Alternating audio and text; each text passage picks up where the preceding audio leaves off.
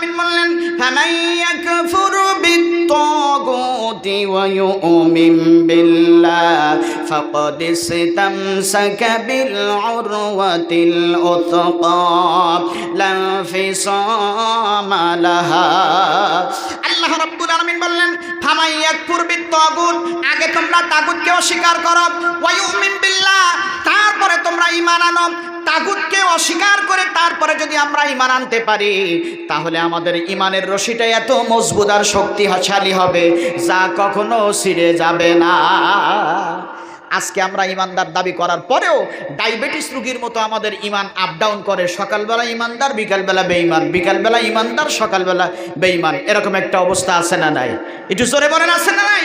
তার একটিমাত্র কারণ হচ্ছে তাগুতের সাথে আমাদের সম্পর্ক আছে, এজন্য আমাদের ঈমান ডায়াবেটিস রোগীর মতো আপ ডাউন করে। তাগুত কারা? আল্লাহর বিধান মোতাবেক যারা জীবন চালায় না, আল্লাহর বিধান প্রতিষ্ঠিত যারা করে না, আল্লাহর বিধানের বিপরীতে যারা যে সমস্ত আইন ও আদর্শ আছে সেইগুলো প্রতিষ্ঠার জন্য যারা কাজ করে, তারাই হচ্ছে তাগুত। আর এই তাগুতের সাথে সম্পর্ক রেখে কখনো ঈমান পরিপূর্ণ অর্জন করা সম্ভব হবে না। তাহলে এক নম্বর তুমিনুনা বিল্লাহি ওয়া রাসূলিহি, তাগুতের সাথে সম্পর্ক ছিন্ন করে ঈমান আনতে হবে।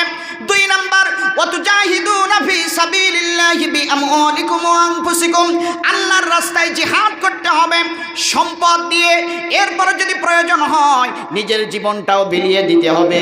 আমার ভাইরা, আজকে দুনিয়ার মানুষেরা জিহাদের কথা শুনলেই হতাশ হয়ে যায়, মনে করে জিহাদ মানে মনে হয় মারামারি করা, কেউ মনে করে জিহাদ মানেই মনে হয় হত্যা করা।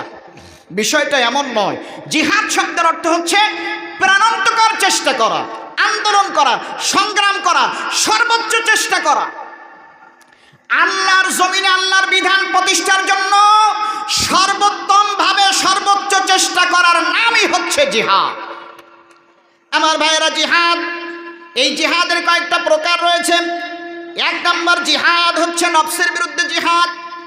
আজকে এই জিহাদের কথা শুনলেই অনেকেই ঘৃণা করে আমার ভাইয়েরা, অথচ নামাজের ব্যাপারে মানুষের আপত্তি নাই, রোজার ব্যাপারে মানুষের আপত্তি নাই, হজের ব্যাপারে মানুষের আপত্তি নাই, কিন্তু জিহাদের কথা বললে অনেকেরই আপত্তি আছে।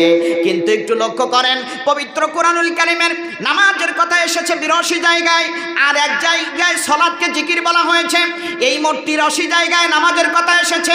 এরপরে রোজার কথা এসেছে 3 জায়গায়, এরপরে হজের কথা এসেছে 15 জায়গায়, যাকাতের ব্যাপারে আয়াত রয়েছে 36টা, আর জিহাদ করার ব্যাপারে আল্লাহ পাক রব্বুল আলামিন কোরআনুল কারীমের 617টা আয়াত দিয়েছেন। জোরে বলেন সুবহানাল্লাহ।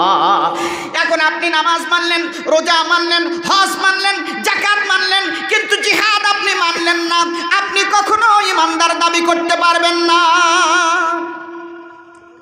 আল্লাহ বলছেন আফাতুমিনুনা বিবাদিল কিতাবি ওয়া তাকফুরুনা বিবাদ, তোমরা কিতাবের কিছু অংশ মানবা আর কিছু অংশ ছেড়ে দিবা, এরকম করলে চলবে না। সহজগুলো মেনে নিলে কঠিনগুলো ছেড়ে দিলে, আবার কঠিনগুলো মেনে নিলে সহজগুলো ছেড়ে দিলে, এমনটি করলে চলবে না।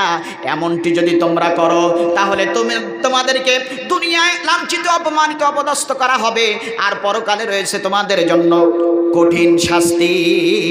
এজন্য আমার ভাইরা, কোরআনের যে আয়াত, যে বক্তব্য আপনি আমি শুনবো, সাথে সাথেই আপনাকে আমাকে আমল করতে হবে, মেনে নিতে হবে।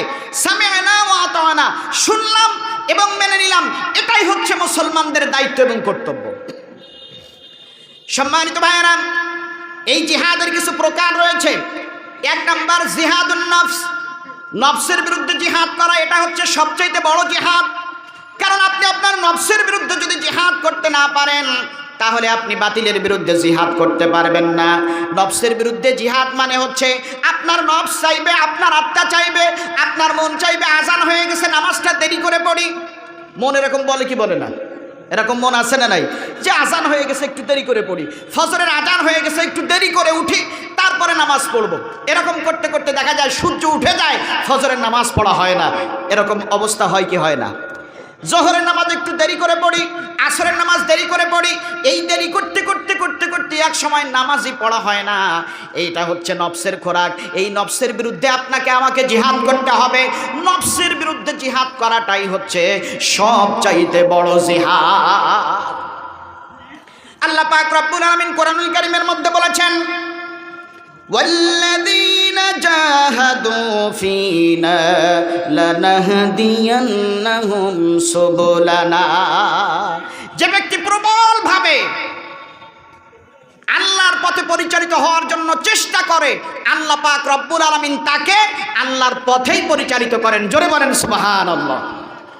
সম্মানিত ভাইয়েরা, নফসের বিরুদ্ধে জিহাদ, নফস চাইবে হারাম কাজের দিকে, আপনাকে ওই হারাম কাজে যাওয়ার আগে ফিরে আসতে হবে। এই ফিরে আসাটাই হচ্ছে নফসের বিরুদ্ধে জিহাদ।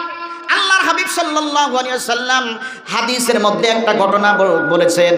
আমার ভাইরা, তিনজন ব্যক্তি পাহাড়ের উপর দিয়ে চলাচল করতেছেন। হঠাৎ করে বৃষ্টি এসেছে, ঝড় বৃষ্টি শুরু হয়ে গেছে। ওই তিনজন ব্যক্তি এবার গুহার মধ্যে প্রবেশ করেছে। আশ্রয় নেওয়ার জন্য যখন গুহার মধ্যে প্রবেশ করেছে, বৃষ্টি আর ঝড়ে একটা পাথর উপর থেকে এসে সরাসরি গুহার মুখের কাছে এসে পাথরটা বেঁধে গেছে। আমার ভাইরা, পাথরটাই এত বড় পাথর, তিনজন গুহার ভিতরে ওই তিনজনে মিলে যদি সারা দিন ধরে ধাক্কা দেয়, সারা রাত ধরে যদি ধাক্কা দেয়, ওই পাথর সরানো সম্ভব হবে না।